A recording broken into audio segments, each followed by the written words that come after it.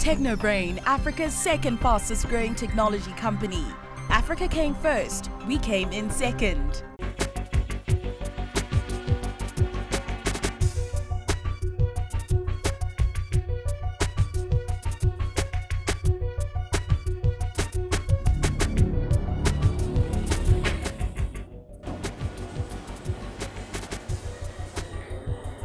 Hello everyone, and welcome once again to Unstoppable. Do you know what it is that sets successful business people apart from the crowd? Well, I believe it's that spirit of determination, that ability to keep getting up even when the chips are down. I'm Pete Ondeng, and my guest this week is Joyce Gikunda, the Managing Director of Lintons Beauty World, a story you don't want to miss. Come on. Hi, Joyce. Hi, Pete. How are you? So good to see you. Nice to see you. Wow. I've been looking forward to coming up here. You're welcome. I'm glad you have come. Thank you. Yes. What a beautiful shop. Karibu. Joyce, we are so excited to be telling your story, and we want to hear it from you. This is an industry that is very competitive, I think, all over this country, all over the world. How did you get into this? As you may be aware, Pete, I'm a pharmacist by profession. I grew up as a young girl, passionate about skincare, taking good care of my skin. This was just a passion you had? Just a passion I had. But I thought it was dead. After the university, I did pharmacy. So I thought I would just pursue pharmacy. As a profession? As a profession. So you studied pharmacy? So after I worked for the government for a few years, I felt it was time to start on my own business. So you set out, quit your job, and I quit my job. We started a family business, a pharmacy, in the CNBC. Okay, in the Central Business District. In the Central Business. Right.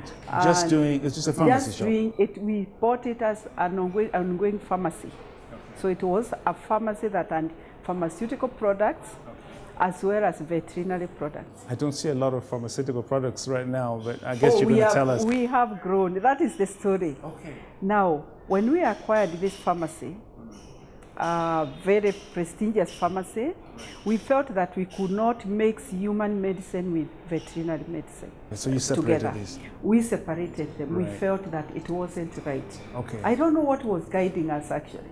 Okay, something. So the space that used to be occupied by the vet, now my passion, that I didn't know how it was coming out as a dream, we put some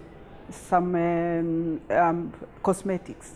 Okay, beauty products. Beauty products. Okay, that was the beginning of beauty products in a pharmacy. In a pharmacy, any pharmacy? Any pharmacy in this country. So you were like... say East and Central Africa. You were the first? We were the first. We saw the link because being a pharmacist, you know how these products are made, you know how drugs are made, chemicals are made, and even beauty products. Going back to your journey, because I want to know how you got here. I want to know some of the speed bumps you hit, some of the potholes. Because you're not seeing medicines here now. Well, not just the medicine. I'm seeing a very successful business. I want to know, what is it that you underwent, and what are some of the things that you had to do to get over those humps? Because you know all businesses face challenges. First of all, you start by convincing your partners, and these are family members, of this dream. And they are looking at it as, are you sure? Can't you just sell the medicines and be content with that? But fortunately, they believed in it. This is your husband? This is my husband, right. My sons, they're into this business. Okay. But you have international partners. Yes. How did this come about? We have international partners. So as we went on and grew, year 2007, we decided to separate the pharmacy now and the beauty. Okay. And we went to a prestigious mall by then, Westgate. I'm sure you know the story of Westgate. Everybody knows about Westgate. Yes. So that's where you started. That's where we started a pure beauty shop. Okay. Lintons Beauty World. Lintons Beauty World. Okay. Tell me something about your products. We have the whole range. We have fragrances. We have skincare products. We have cosmetics, color cosmetics, if I may say. You make it sound so easy that they just came and said, well, we asked them. I'm sure this was not an easy process to get this. They have to check your background. Okay, tell me about that. What are some of the processes you went through? The processes is you have to prove that you have the finances to do what they want. And you had? Fortunately, yes, we had. So you were very determined to get this. We were did you ever come close to quitting? There are times it's been pretty tough, pretty tough. Sometimes you want a location in a particular space and you can't get. That's a challenge. Number two, because location really the location is the number one. The number one. Right. You have say to location. Right. Number two, do not forget the human factor, the consultants. Finding the right. Finding consultants. Now, I know the time is so short, but tell me about Westgate, because you had your first shop in Westgate, and we all know the story of Westgate and the terrorist attack that happened there. Were you caught up in that? My people were caught up in that, but I thank God none of them was hurt at all. Did you lose the business? We lost the business, everything, Pete. At that particular point, she had sold the pharmacy, so she was only left with Westgate and Junction, and then Westgate went down. So here our staff and our colleagues at that particular time, I was at Junction. So the transition for our staff, to begin with, we began with sessions, counseling sessions for our staff, which she paid for. It was a trauma, especially for those people who are working at that time. She has been facing issues of, not really like issues, but she took her time trying to encourage people and making them feel comfortable again. And for her again, looking for a new place and marketing strategies again, letting people know where she has gone to. It hasn't been easy, but we've pushed on together. We've worked together as a family. After the Westgate experience, you actually resurfaced. Actually, it's like you told, they sent us to die before it terminates. So the seed died, so to speak. When we had the Junction and Westgate, we thought that that's just enough. After all, we need to retire. So, but when Westgate went down, Village Market was born and the Hilton shop was born. Yes. Joyce, she's a risk taker. She loves taking risks. She's so aggressive on marketing, on reaching out to the women. She's so passionate about what she does, especially beauty. So she never believes in going down in any circumstance. She believes in taking risks and moving forward. And your clientele, I imagine in this market it's still mostly women. Is it?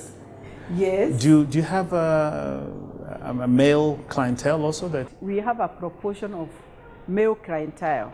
We have specific skincare for men, and we also have services. That's what you have in the back here. Can you have a look? Sure, let's take a look. Yes.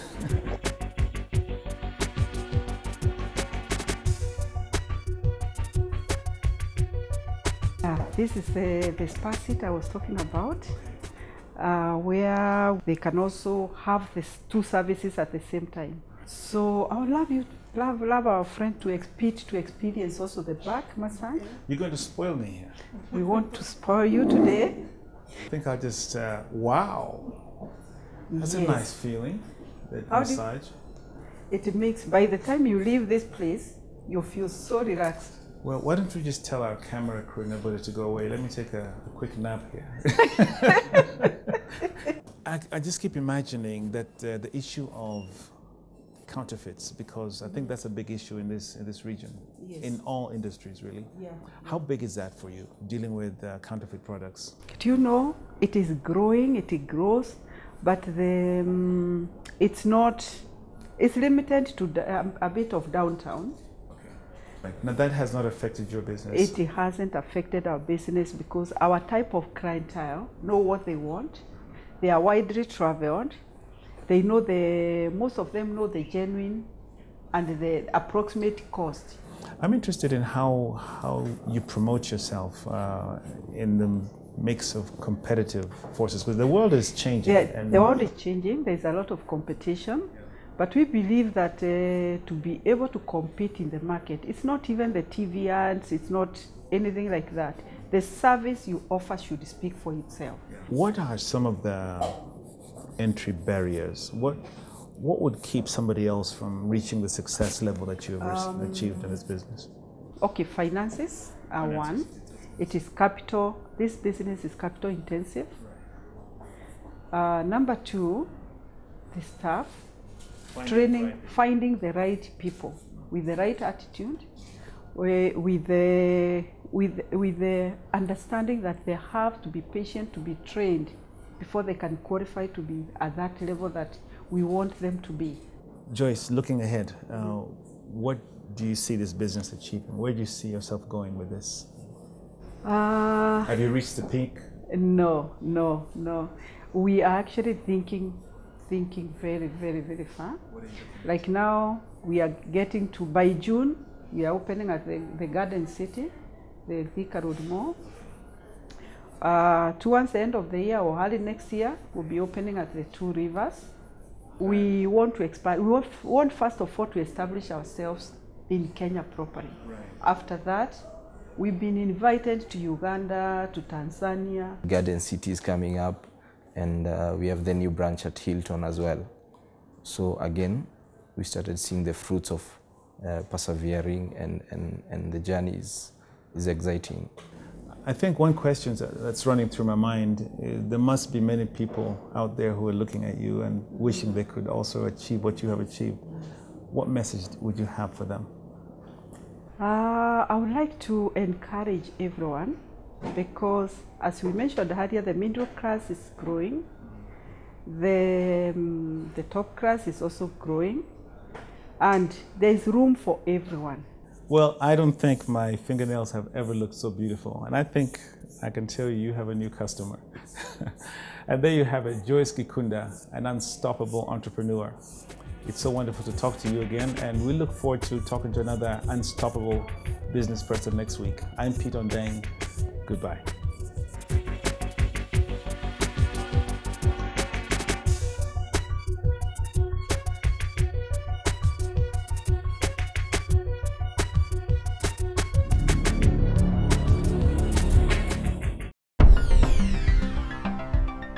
Technobrain, Africa's second fastest growing technology company. Africa came first, we came in second.